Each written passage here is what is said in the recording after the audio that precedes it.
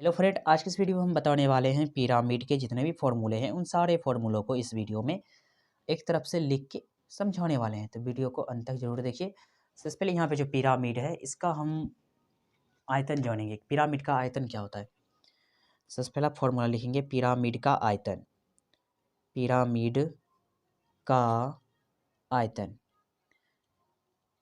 Pyramid का आयतन बराबर हो जाएगा फॉर्मूला 1/3 गुना आधार का क्षेत्रफल, आधार का क्षेत्रफल अगुणे हो जाएगा ऊंचाई।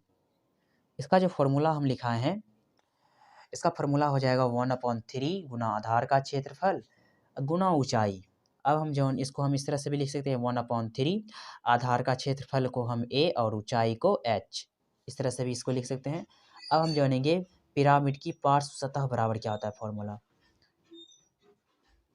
पिरामिड पिरामिड की पार्श्व सतह बराबर हो जाएगा n/2 into a into L. ये हो गया इसका फॉर्मूला। और जहाँ पे हो जाएगा, जहाँ n बराबर लिखेंगे फलकों की संख्या, n को लिखेंगे फलकों की संख्या। उसके बाद a को लिखेंगे आधार की भुजा, आधार की भुजा। और अंतिम आखिरी में जो l बच गया है इसको हम कहेंगे तिर्यक ऊंचाई, तिर्यक ऊंचाई। अब हम बात करने वाले हैं पिरामिड के पूर्ण पृष्ठ क्षेत्रफल बराबर। पिरामिड के पूर्ण पृष्ठीय क्षेत्रफल, पिरामिड के पूर्ण पृष्ठीय क्षेत्रफल बराबर, पिरामिड के पूर्ण पृष्ठीय क्षेत्रफल बराबर फॉर्मूला हो जाएगा यहाँ पे a+n/2 into a into L. ये हो गया पिरामिड का पूर्ण पृष्ठीय क्षेत्रफल। अब हम जानेंगे पिरामिड की तिर्यक ऊंचाई क्या होती है। पिरामिड की तिर्यक ऊंचाई, तिर्यक ऊंचाई, पिरामिड की तिर्यक ऊंचाई बराबर यहाँ फॉर्मूला हो जाएगा √h² प्लस में r²। ये हो गया पिरामिड की तिर्यक ऊंचाई। अब हम बात करने वाले हैं त्रिज्या बराबर क्या हो जाएगा। त्रिज्या, पिरामिड की त्रिज्या बराबर इसका फॉर्मूला हो जाएगा a² प्लस में h² अपॉन हो जाएगा 2h।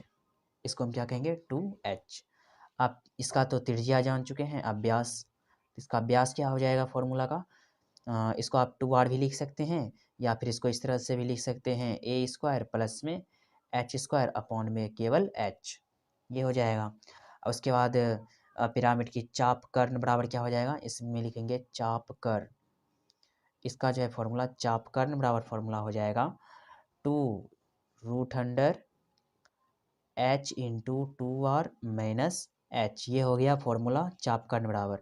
अब हम जानेंगे इसका ऊंचाई बराबर क्या होता है फॉर्मूला, पिरामिड की ऊंचाई बराबर। तो ऊंचाई बराबर फॉर्मूला हो जाएगा यहाँ पे r plus minus √r² minus a²। ये हो गया पिरामिड की ऊंचाई बराबर। अब हम जानेंगे अर्धचाप का चाप कर्ण। अर्धचाप का चाप कर्ण क्या होता है। अर्धचाप का चाप कर्ण बराबर फॉर्मूला हो जाएगा √2hr। उसके बाद इसका त्रिज्या क्या हो जाएगा उसके बारे में हम जानेंगे। त्रिज्या बराबर तब फॉर्मूला लिखेंगे यहाँ पे b² अपॉन में 2h। यहाँ पे लिखे हैं b² अपॉन 2h। आशा करते हैं कि यह वीडियो आपको समझ में आया होगा। धन्यवाद।